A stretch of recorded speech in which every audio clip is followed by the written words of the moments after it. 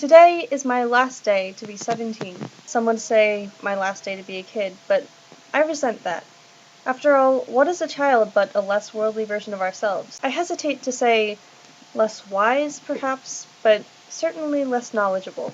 At each stage of life, we think we know so much, and we are quick to scorn the naivety of our younger selves. But what we fail to realize is that there will one day be a future counterpart that hastens to criticize our present selves. On July 5th, 2001, I wrote the first entry in this diary, which my mother wanted me to keep. I was 6 then. When Andrew woke up and cried, I gave him Ice Cube. Mommy read him the I Like You book. Today I passed level 2 in swimming class. In 6th grade, I can tell I was in 6th grade because I was writing in cursive, I inserted an before the word ice cube. I actually felt the need to correct my 6-year-old grammar.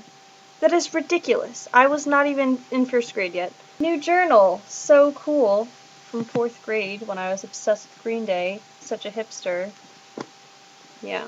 May 30th, 2008. I had just turned 13, and I kept some dirt that I got from my middle school track ring because I thought the track ring was so sacred, and I thought I was such a great runner. I'm not.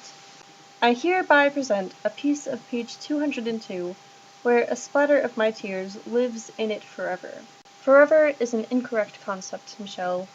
Honestly, you should have known that in 8th grade. Another journal. 5/28/2012, my birthday last year. I was talking about how I was getting so grown up and I could actually watch BBC World News and read magazines like The Economist and want to be worldly because I was just so smart and grown up and mature.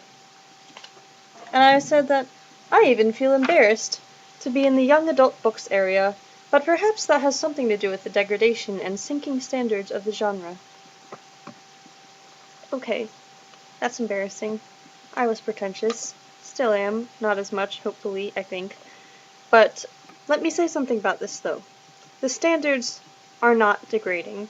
We will always be surrounded by present-day, below-average, and mediocre creations, but the couple diamonds in the rough, those are the ones that will be remembered and carried on throughout the decades, as it was in the past. In the past, there were terrible things that were created. Those were lost to history. And we only remembered the good ones like Mozart and Beethoven and Tchaikovsky, and I should think of things that are closer to modern day. But, yeah, there were bad things then. They just don't carry over, and it will be so in the future as well. My point is, as we learn more, there will always be things from our past that we will be ashamed of, embarrassed of, we'll be able to laugh at, but that's just a mark of learning. If we didn't learn anything, then the things that we did when we were younger would just seem as inspired and intellectual as they did when you wrote them. It's sort of like the allegory of the cave.